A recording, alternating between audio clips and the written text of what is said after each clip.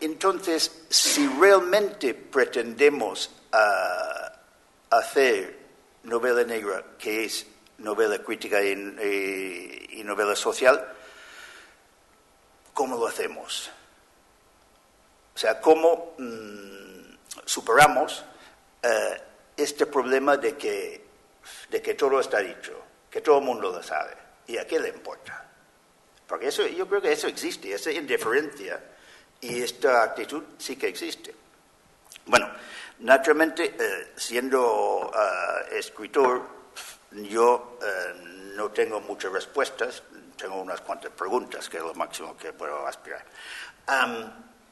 Y entonces, lo que voy a hacer para intentar responder a mi propia pregunta es hacer un poco de repaso. Antonio ha hecho un repaso de la evolución de la novela policíaca, de la novela negra y tal. Yo voy a atacarlo un poquito de otro punto de vista, de otro aspecto. Empezando con lo siguiente. Para mí, la novela negra, tal como lo conocemos, a diferencia de la novela criminal como Agatha Christie, incluso Edgar Allan Poe, etcétera, etcétera, yo creo que la novela negra, como la practicaba sobre todo Hammett y Chandler en sus principios, es como heredero de lo que se puede llamar la literatura popular. Literatura popular empieza a existir finales del siglo XIX, principios del siglo XX, y empieza a existir cuando empieza a extenderse la alfabetización. O para decirlo de una manera más simple, cuando los trabajadores y los hijos de los trabajadores empezaban a poder leer, ¿no? Esa literatura popular era bien distinto que la literatura, digamos, la literatura oficial, la literatura de burguesía, la literatura de clase media, que es lo que hoy día se reconoce como la literatura del siglo XIX. Lo que consistía era básicamente lo que luego se empezaba a llamar pulp fiction, ¿no? O sea, unos libritos cortitos en los cuales pasaban muchas cosas en muy poco tiempo. De hecho, había ejemplo de ese mismo tipo de literatura existía. Yo creo que ahora ya no existe, pero dejó de existir hace muy poco tiempo. Era una literatura de kiosco, de esos libritos normalmente de westerns, ¿no? Y de hecho, Paco González Ledesma, que mencionó Antonio, autor de novela policíaca, en su dulce juventud, o no tan dulce, se dedicó a escribir esas novelitas del oeste para ganarse la vida y creo que para pagar sus estudios también como abogado, y escribía bajo el seudónimo de Silver Cane, ¿no? Entonces, esto probablemente muchos de vosotros, o sea, si vosotros no habéis leído ese tipo de literatura, pues seguramente que tenéis algún pariente, algún tío, algún abuelo y tal que sí, ¿no? Pues de esto se trata. Ese tipo de literatura empezaba a aparecer, como he dicho, a finales del siglo XIX. Sus lectores eran gente de la clase trabajadora que, por un lado, probablemente no tenían demasiado dinero para comprar lo que se podría decir libro de verdad, tampoco tenía tiempo quizás para leerlo, y también probablemente sus estudios eran limitados. Entonces, lo que les interesaba era una literatura muy diferente de la literatura estándar, la literatura convencional. Y en esa literatura, como digo, lo más importante era la acción, el movimiento y la emoción, ¿no? Hay un ejemplo genial de esto en la película Sin Perdón de Clint Eastwood, si vosotros lo habéis visto, espero, porque es un poco imprescindible. Entonces, hay un personaje en esa película que es un autor de esas novelitas, ¿no? Y sale el tipo y tal, empieza que está persiguiendo un pistolero y tal, luego el pistolero, pues el sheriff del pueblo le da una hostia, se va, y entonces él se queda con el sheriff y empieza a tomar notas y tal. Bueno, evidentemente, como está ilustrado en el caso de este tipo, lo que escribía distaba bastante de la realidad. O sea, era como muy mítico y tal, pero bueno, o sea, se vendía. Y de hecho, o sea, hay un relato de José Luis Borges sobre Billy el Niño, en lo cual Borges sugiere de que Billy el Niño, que nació en Brooklyn, se hizo pistolero gracias o debido a la nefasta influencia de estos novelitas. Bueno, ¿por dónde voy con todo esto? De hecho, la revista Black Mask, que mencionó Antonio, en principio era, se ponía en la tapa, pues Black Mask, y ponía historias de aventuras del oeste y del misterio. Todo plegado, ¿no? Todo juntito. Y ahí, o sea, hay una relación, o sea, una vinculación importante del tipo de literatura que estaba haciendo Hammett y Chandler, del tipo de literatura del western, que, como digo, viene de esta línea, ¿no? Entonces, como ya había dicho, o sea, eso es una literatura que no es, o sea, es una literatura leída por una clase y no leída por otra clase. Y ahí entramos en una cuestión del lenguaje. El lenguaje de la literatura del siglo XIX, de la burguesía o de la clase media y tal, tiene una complejidad que no es de todo inocente. Supongo que, bueno, no sé, yo siempre pienso que no hay que pensar que el lenguaje es inocente. El lenguaje es un arma, como cualquier otra cosa, es un arma bastante poderoso. Y uno de los elementos armamentísticos del lenguaje es que una persona puede utilizar un lenguaje que consiste en una serie de palabras que su interlocutor no entiende, una complejidad de frase que el otro tiene cierta dificultad en seguir y que está bien consciente de que él mismo no lo puede hacer, y por tanto lo que está dando es darle un palo. Darle un palo y además decirle de una manera suavecito, con la palabra dicha, que mira, yo soy muy listo, yo he ido a la universidad, usted es una perita, ¿no?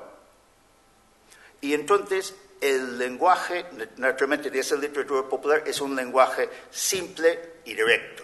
Y esto es el lenguaje que utiliza Hammett y Chandler en sus relatos, y es un lenguaje, por tanto, que llega a todas las clases, ¿no?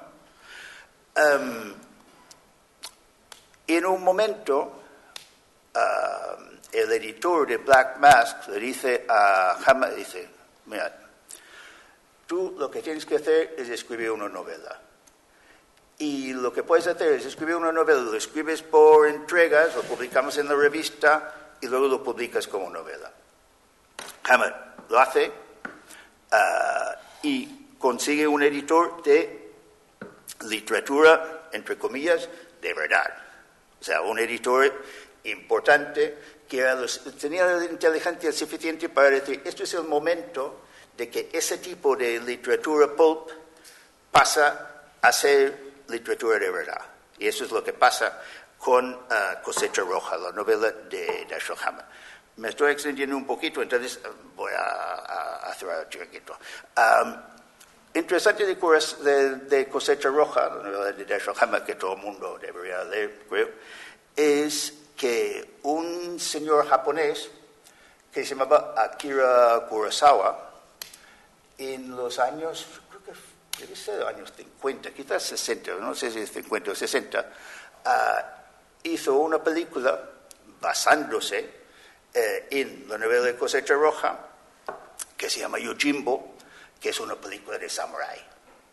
La película de samurái, como sabéis, pues tiene lugar en Japón en el siglo XVII, XVIII, algo así, ¿no? Luego, un señor italiano que se llamaba Sergio Leone hace un western con un tío joven, más o menos desconocido, que se llamaba Clint Eastwood, que se llama Por un puñado de dólares. La película de Sergio Leone, como el propio Sergio Leone reconoce, es básicamente una copia, una adaptación de la película de Samurai de Kurosawa, a western, ¿no? Eso significa para mí que si suponemos, y yo creo que podemos suponer, que Cosecha Roja es como el modelo de novela policíaca, de novela negra en su estado puro, es un género que sobrepasa el género. ¿Me explico? Y entonces en esto se me ocurre una cosa semejante, que es lo siguiente. Cuando Orson Welles dirigía el Teatro Mercury en Nueva York, en años, creo que finales de los años 20 o principios de los años 30, no estoy seguro, hizo una producción de Julio César en lo cual los personajes se vestían de una manera, moderno, ¿no? O sea, los tipos con traje y tal. Bueno, simplificaba un poquito el lenguaje y el resultado para los espectadores, para el público, era lo que parecía una película de gángsters, ¿no? Después se ha visto un montón de veces Macbeth utilizado como base de un relato policíaco. Yo incluso he visto Rey Lear utilizado como base de un relato, de una historia policíaca, con más o menos fortuna, pero Macbeth se ha utilizado muchas veces. Entonces, lo que yo creo es que lo que hace la novela negra es, de hecho, lo que hace cuando funciona, porque evidentemente, géneros, hay cosas buenas, cosas malas y cosas indiferentes, pero cuando funciona, hace precisamente lo que es un cierto tipo de gran literatura de la historia hace, que es plantear un ser humano desnudo y perplejo frente a un entorno en el cual tiene que actuar, tiene que hacer algo, y sabe muy bien de que probablemente cualquier cosa que haga le va a salir mal. Bueno, y ya está, muchas gracias.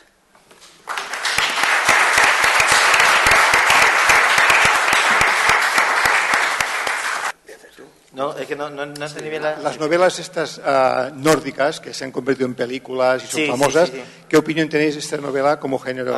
Bueno, yo no oriento mis lecturas por esa vía. Y por ejemplo, Stieg Larsson, me imagino que te refieres a Stieg Larsson, ¿no? A la trilogía. Ahí lo tengo pendiente de leer.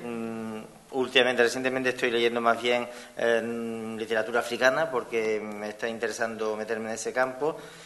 Y son 3 novelas de 1000 y pico páginas que tengo ahí pendientes y que mi mujer se ha leído entusiasmada y dice, ¿todavía no te has leído a Stieg Larsson? Pues no, todavía no me he leído a Stieg Larsson porque es que me da miedo, nada más que verlo me da miedo, ¿no? Pero no sé, no puedo contestar. Yo sé que la gente, los amigos que la han leído han estado encantados con la novela, me hablan de muy buena literatura, en fin, muy bien. No sé si David No, yo peor que tú. No, es que yo tengo una cosa, es que yo pienso que si algo es bueno, será bueno el año que viene.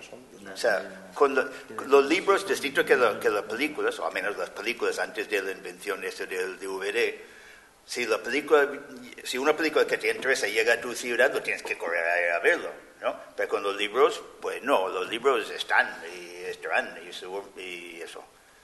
Y yo además de que soy muy perezoso y soy muy irregular y muy caótico en mis lecturas. Y lo que he leído, yo me acuerdo que leí una novela hace un tiempo del Mankell y no me entusiasmó demasiado. Y puede ser que, no sé, puede ser que no era una de sus mejores novelas y tal. Y francamente, ya que hay tantos libros, cuando tú coges un libro de un autor nuevo para ti y lo miras y lo lees, y no te entusiasma, entonces ya no te quedas con él. Bueno, eso es, ya sabes, que hay tanta oferta que...